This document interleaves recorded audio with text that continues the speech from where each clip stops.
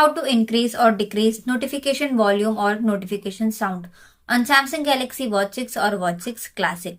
So welcome to another video of tech. So to increase or decrease notification sound or notification volume, first you need to open settings application. So for that, swipe up on your watch face, scroll down, open settings application, scroll down. Now tap on sounds and vibration. Scroll down. Then select volume. Scroll down and here is the option notification. Tap on it.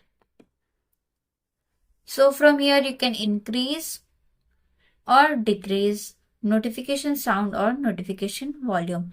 If you want to silent the notification, then decrease it to till here. So now the notification is silent. If you want to increase, then increase, otherwise decrease.